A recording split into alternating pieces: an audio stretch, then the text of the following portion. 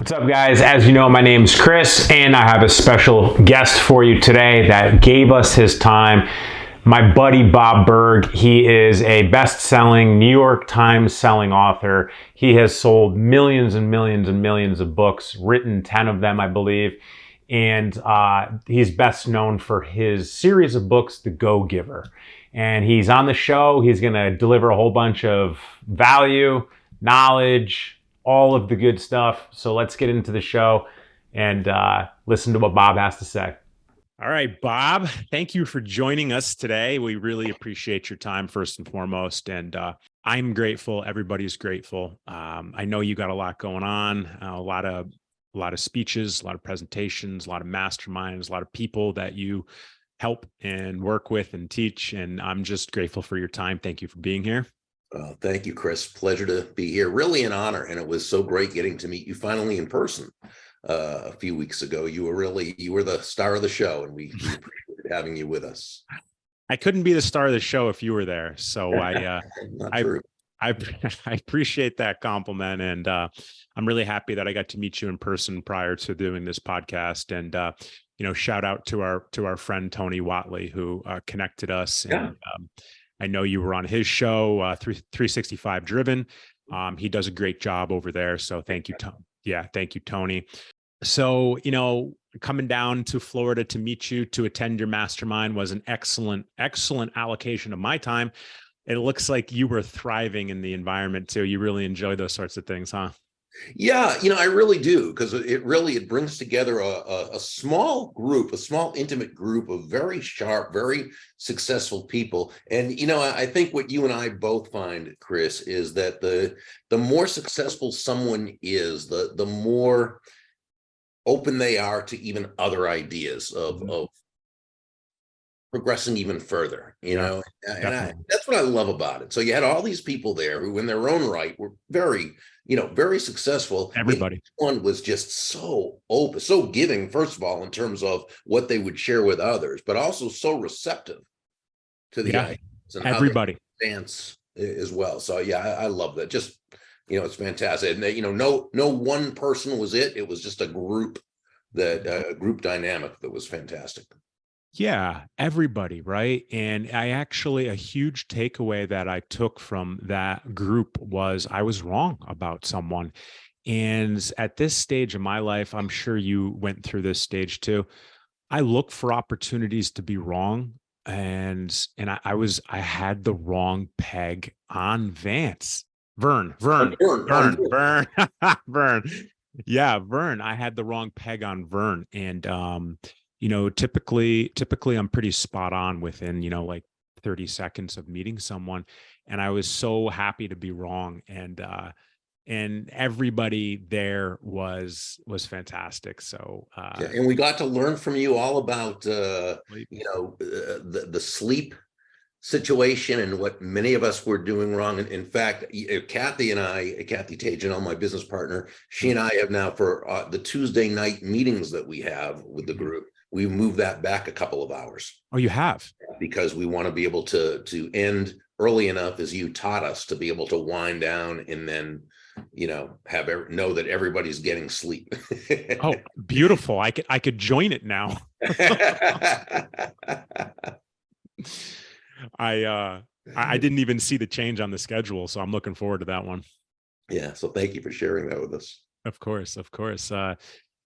I think sleep is an integral part to longevity in life and health. And it just, to me, I just want to perform optimally. And it's different for everyone, but I perform best when I sleep very well.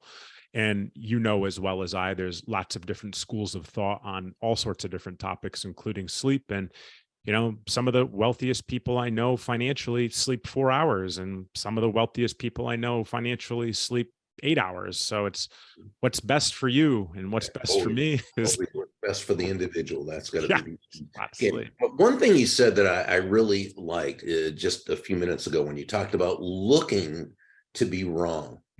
And what I love about that is that's actually one of the highest levels of growth we can possibly have. And this was something when I was younger, and people often ask me, well, Bob, what would you give, what advice would you give to your 18-year-old self or your 20-year-old self, what have you? And the first thing I'd say, it's actually not a bad question at all. It makes a lot of sense because we realize that there's so much we would like to share with the younger self. But the first one would just be, Berg, shut up.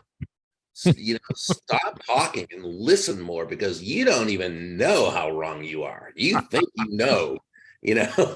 where it's at, what's happening, the right way to do things, human nature, the business, what have you. And I just, it's that old saying attributed to Mark Twain. I'm not sure if he actually said it, but it's so wise and clever. It sounds very Twainian, right?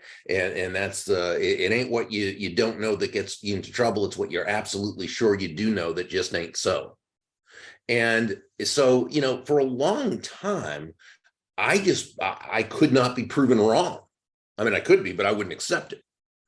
And then, I started, as I got a little older, being open to being wrong. Okay. And that was a growth. But then the next stage was actually looking for where I was wrong.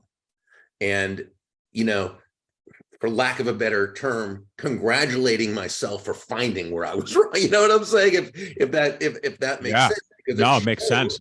That you've learned, that you've opened, that you've put yourself out there to doing that. I'll tell you, there's a great book, and please forgive me for turning my back. I realize it's not. No, do your thing. That's quite an extensive selection you got there. Thank you. One small part of the home library. There's a book by Adam Grant called Think Again. The subtitle is The Power of Knowing What You Don't Know. And it came out, I think, a couple of years, a year and a half ago. And I got to tell you, this is a book I would love every young person, every young up-and-comer to read. Because once we can start thinking in these terms, okay, and again, just embracing, and even, as you said, looking for where, right? I'm telling you, it's night and day. What you can learn and how that will translate into your success, whether we're talking financial, physical, spiritual, mental, emotional, social, relational, what have you, is absolutely phenomenal. Bob, when did you open up to that point that you're referencing? You said there was a point where you opened up to being like looking for opportunities to be wrong. When do you think that was in your career? So I think in my 30s, I started being open to being wrong. Yes. In my 40s is when I started looking for where I could be wrong. Very good. Very good. That makes sense. I was in my early 30s when I started to be okay with being wrong and everything. And then mid 30s where I'm at, I was like, okay, let me look for opportunities to be wrong, because these are the lessons. This is where the growth is. Yeah. And it means that instead of just watching your favorite news source who gives you the information that you already believe, watch the other one as well. Now, it doesn't mean that you have to agree with the other ones that you see. But just understand why they think the way they do. What are the premises that they buy into that maybe they're not questioning? And then you start to see what are the premises that your own side or thought process isn't questioning, right? And you start to open up these worlds. So when you look at all the different sides, again, that doesn't mean that you necessarily have to agree, and you might not be wrong. That's fine, okay? But at least when you come to that conclusion that you're not wrong, you're doing it out of strength and conscious thought, as opposed to predetermined, pre-given beliefs that you really had nothing to do with accepting in the first place. You said something that stuck out to me quite, it was quite impactful. I had heard it before, but your way and your perspective that you delivered it, and we're going to talk about perspective here in a moment, but you said that all successful people, I'm paraphrasing, but all successful people have a commonality of dealing in truths. And the interesting part about it is when you look for opportunities to be wrong, I believe that I think that the thing that I trip up on the most personally is that is that preconceived truth that I've learned, right? And weighing out whether I'm right or wrong is what comes down to is when I go in with what I thought was truth, listen to the perspective of the other person, formulate the facts or pick through the facts, and then realize that I could have been wrong. That's really where I think that's really where growth comes from. Oh, But absolutely. I'm assuming you agree. Oh, yeah. And you think about, truth is simply what is, right? Um, a belief is a subjective truth, Mhm. right? That's the truth as one understands the truth to be, which doesn't mean it's the truth. It means it's our truth, right? Okay. Our truth and the truth might be the same, and Sure. that's fine, but it often isn't, right? But very difficult to get someone to see where their truth is not, because it all comes down to belief systems, Yeah. right? Um, and a belief is a subjective truth. And it's that combination of upbringing, environment, schooling, news media, television shows, movies, social media, social mores, everything we touch, taste, hear, see, smell, everything that comes into our life. But hey, by the time we're little more than toddlers, our basic belief system has already been handed to us and is pretty much set in stone, and everything that Environment. comes into, right, and then that just gets added to that basic premise. So most of us, we grow up and live entire lives subject to what I call an unconscious operating system, Mhm. thinking that we're living out of free will, right, and conscious choice, when really we're sort of trapped in a matrix, if you will, if you remember the first movie, right, with Of course. Of right, course. it's not realizing that all these choices we think we're making are basically within a structure, and that structure is our belief system. And it was really only when I read, and I read this back in the 80s, but it was published in the 60s, the wonderful book Psycho-Cybernetics by Dr. Maxwell Maltz. That Mhm. was the first book that really showed me that our beliefs, or how we understand the world, which is always on an unconscious level until we make it conscious, right? But it's basically an unconscious level that determines what we're going to be, what we're going to do, what we're going to have. We can never achieve more than our most limiting belief. And again, it's just a belief. It's a subjective truth. So, understanding the mind and understanding human nature, and it's fascinating study, but it begins with, as you said, really consciously seeking the truth, understanding we probably don't know the truth. It's more our beliefs.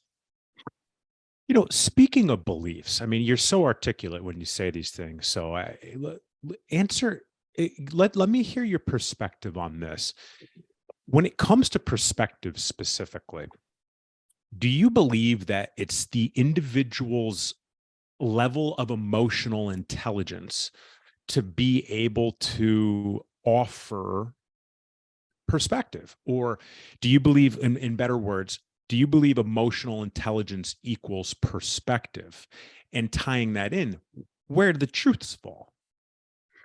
It's a great question, and it sort of goes back to defining certain terms, whether it's perspective, whether it's emotional intelligence. Now, emotional intelligence, I think, is the most important aspect of people skills, and I think people skills are the most important element of success. 100%. Right, because you can have great technical skills, you can have fantastic competence, and all that, by the way, is very, very important.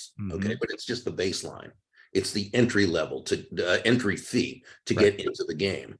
But if you want to separate the successful people from the stratospherically successful, it's the ones who can work with people, who Mhm. understand people, who and are able to obtain the results they want when dealing with others, and in such a way that the other person feels genuinely good about themselves, about the situation, and about that person. So Yeah. to me, emotional intelligence has everything to do with that. And what is emotional intelligence? It's being able to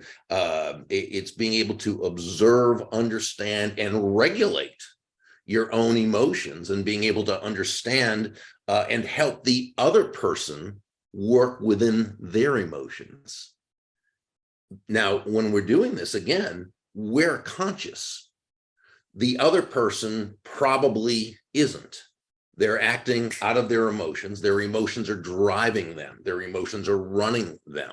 Okay. So it's that conscious person. It's the one who can control, who can master their own emotions, control their own emotions, and help the other person to work effectively within theirs, who is going to be the person who is successful.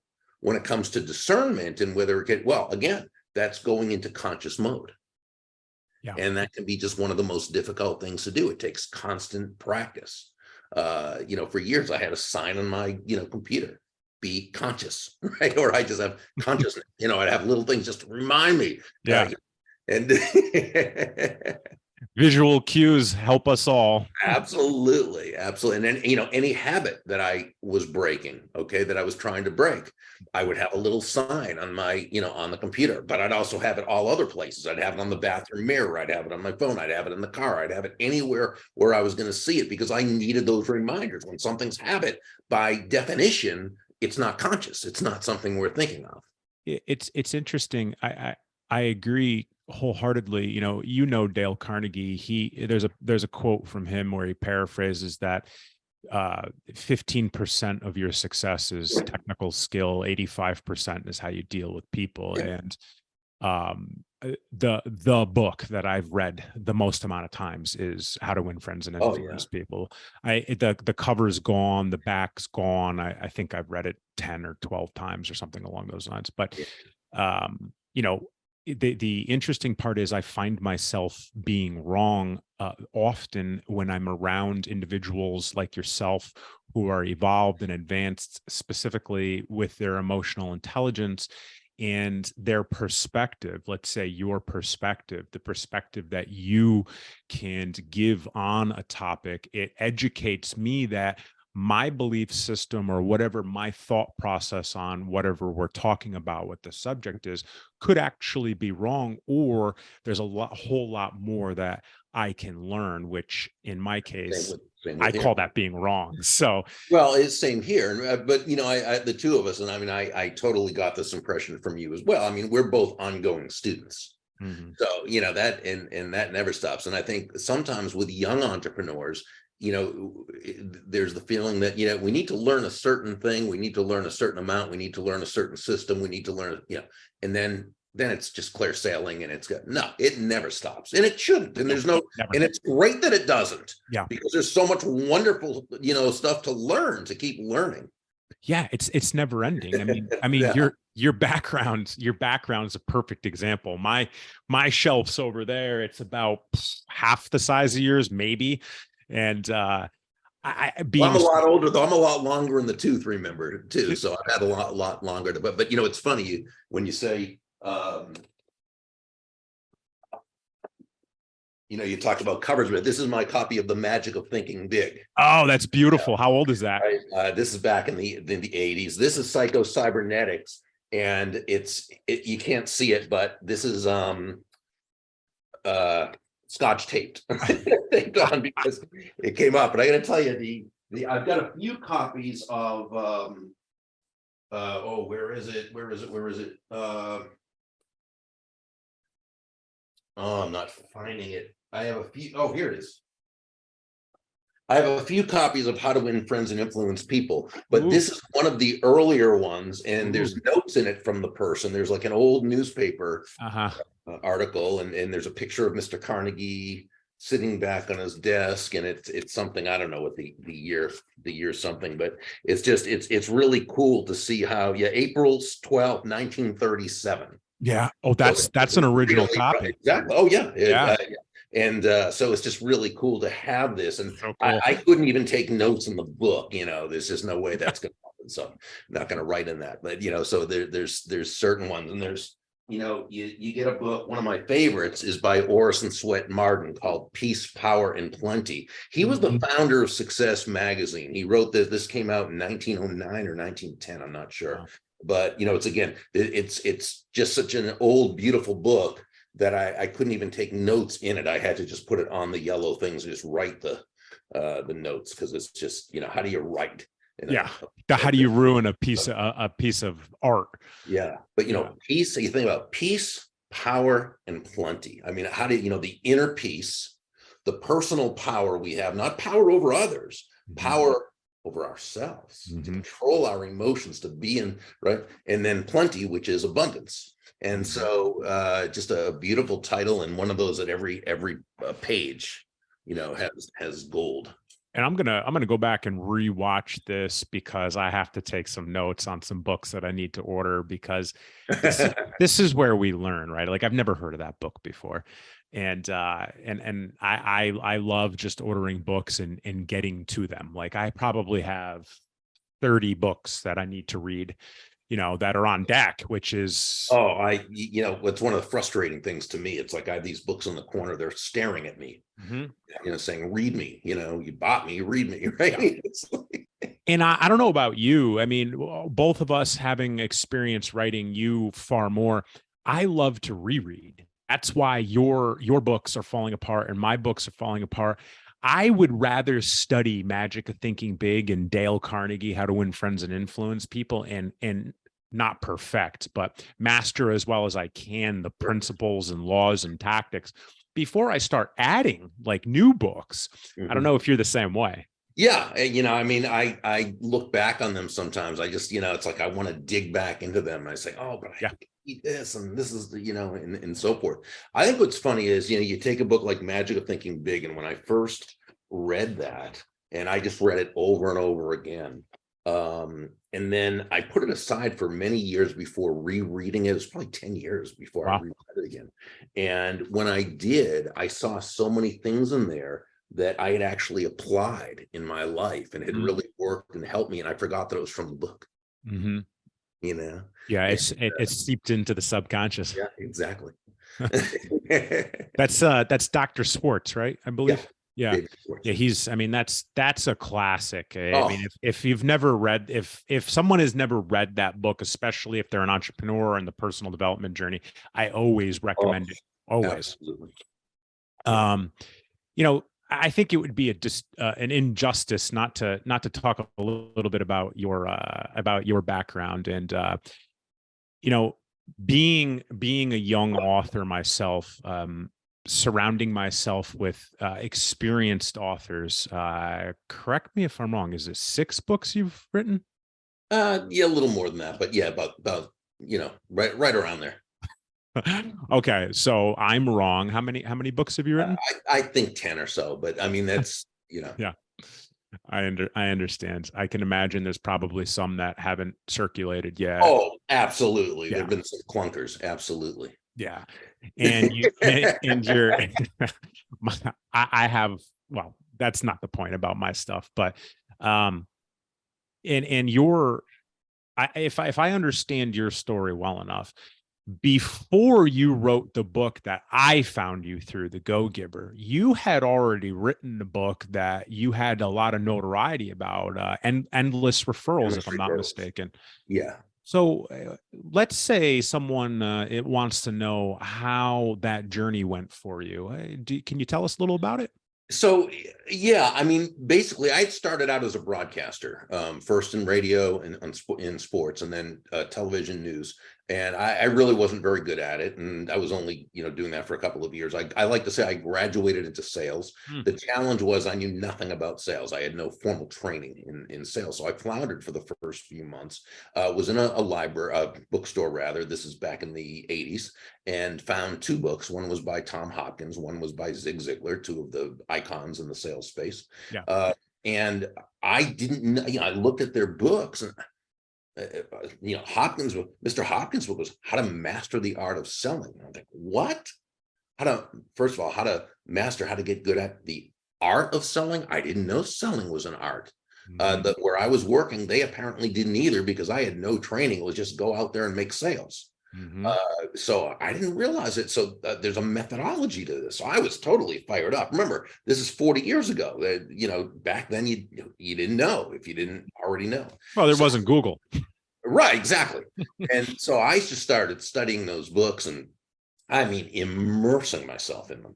And within a few weeks, my sales began to go through the roof. And there was certainly not a big difference in Bob Burg, the person 3 weeks earlier than 3 weeks later, except now I had a system, a methodology. To this day, I personally, and this is just my definition, we all can have our own definitions, I define a system as simply the process of predictably achieving a goal based on a logical and specific set of how-to principles. Yeah, right? right. Proving that by doing A, you'll get the desired results of B. You know, all you need to do is A and continue to do A, and you'll get the desired results of B. Well, that was really good for me to know, you know? And so It's funny how that works. it's funny how it works, exactly. And but what I really loved was finding out how much the personal development aspect came into play, because in their books and the books I started reading and studying, and then of course the cassette tape albums, that's how long ago this was that I'd started listening, they talk about all these other books. That's where I first heard about Dale Carnegie and Think and Grow Rich and The Magic of Thinking Big and Psycho-Cybernetics and The Greatest Salesman in the World and The Richest Man in Babylon and As a Man Thinketh and all the and all these. As a Man Thinketh, yeah, good one. Yeah, and James Allen and you know. My goodness. And so I just started to grow. I was not a good student in high school and college. I got into college on academic probation. And if it's possible, I'm pretty sure I graduated on academic probation. I mean, it was not my thing. I found I put no value on it. I regret that now, but that's just how it was. This is where I started to learn. So, you know, eventually became sales manager years later of a different company and yada, yada, yada, as they said in Seinfeld, right? 40 years later, here we are. But back in the 90s, when I first started speaking, I had that book, Endless Referrals. It was a how-to manual, if you will. It was a system for how entrepreneurs and salespeople who knew they had a great product or service, they knew it brought fantastic value to others, but they didn't necessarily feel confident and comfortable going out into their communities and building the kinds of relationships where people would want to do business with them directly and or refer them to others. So Endless Referrals was a system for doing that. And, you know, it's done well over the years. It sold about 350,000 copies or so. And, you know, it's fine. But I always thought, wouldn't it be great? Because I was a big I always loved reading parables because parables are stories. Stories connect on a heart-to-heart level. And I thought, wouldn't it be great if we could take this and put it into a parable, you know, based on what's been sort of my calling card for the last 30 years, which is all things being equal, people will do business with and refer business to those people they know, like, and trust. So I toyed with the idea, and then fortunately in the, I guess it was early 2000s, maybe 2003, 2004, I met John David Mann, who was the editor-in-chief of the magazine I was writing for, and he had the reputation even back then as a brilliant writer, and he's a great guy. And I thought, hey, you know, I need to introduce this idea to John, see what he thinks of it. So fortunately, he said yes. He's the lead writer and storyteller of the Go-Giver and the Go-Giver parables, and you know, that's really how that came about. So I got very fortunate to team up with someone who's such a fantastic writer. Wow, that's thank you for sharing that. It's interesting. I know you probably don't even like recognize this, but you're so humble about everything. And it's you know, it's the humility, I believe, is probably one of the many reasons why you've become successful at what you do in several different departments. And I know that the Go-Giver, I believe the series of the Go-Giver is translated into approximately 30 languages and has sold more than 1 million copies.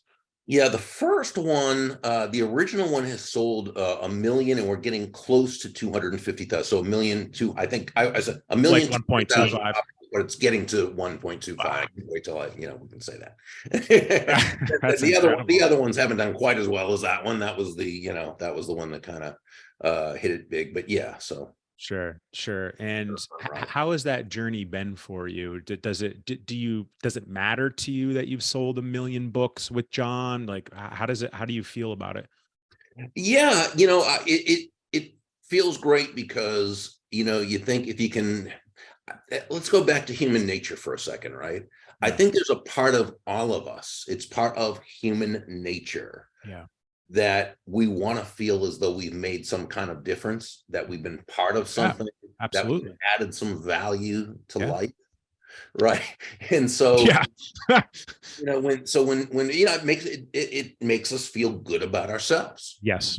And Fulfillment. fulfillment, exactly. And so, yeah, so when I hear from someone that either, it was a book that they recognize themselves in it because that's how they built their business, or somebody once said to them, no, you'll never be able to do it like that, and they did, and then the book kind of said, oh yeah, I did it the right way. Or someone who had a fair amount of success in business, but they read the book and started applying, and it took them to that next level, and they write an email that I can't think of a better feeling. Or when someone says that they use it as a family discussion thing, that they have their kids read it and they're all discussing it as a family. Yeah. I mean, how do you even measure something like that in terms of joy? So Yeah. But the fulfillment is the reason. And I think that the little bit that I could relate, through my journeys, it's only been not even 2 years since publishing a book. And when someone reaches out and says, like, this has helped change my life, Mhm. like, it's still, I hope 30, 50 years from now, I hope that feeling, it only increases. Oh, it will, except it'll be millions and millions and millions of people. And that's what's so great about where you are right now, because you've got a long way to go. Yeah. And as far as years, I'm Oh, yeah. 65. I just turned 65. So it's not endless for me at this point. Don't And lie to us, Bob. You're not a day over 50. no, I just turned 65, and emotionally, I love getting older. Physically, not as much, interestingly.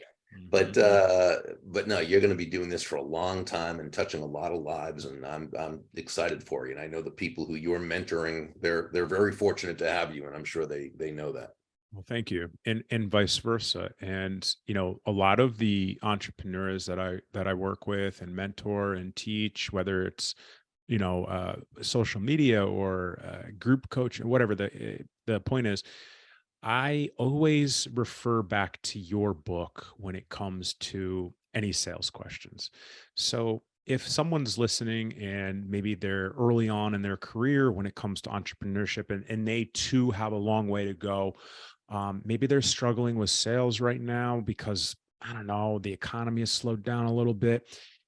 What would you recommend them to do after reading your book? Like, what's the action plan? What do they do after they get the referral to read your book? They read it. What do they go do? Do they just immediately apply the laws, or is there something that they should do specifically?